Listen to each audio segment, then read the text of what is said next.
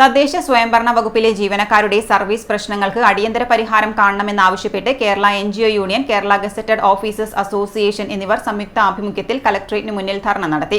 NGO union സംസ്ഥാന secretariat അംഗം ഹംസ കണ്ണാട്ടിൽ സമരം ഉദ്ഘാടനം ചെയ്തു. തദ്ദേശ പൊതു സർവീസ് രൂപീകരിക്കാൻ വേണ്ടി തീരുമാനിച്ചത് 2016 തന്നെ ആലോചനകൾ നടത്തി.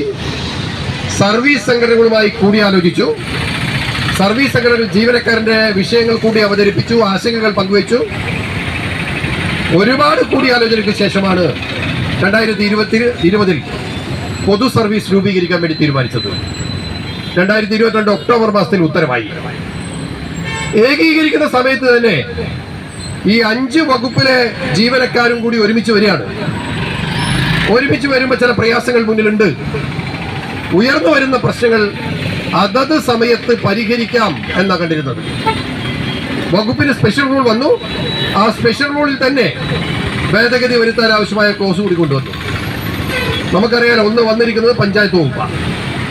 982 വരെ പഞ്ചായത്ത് വകുപ്പിലെ ജീവനക്കാർ സർക്കാർ ജീവനക്കാരല്ല.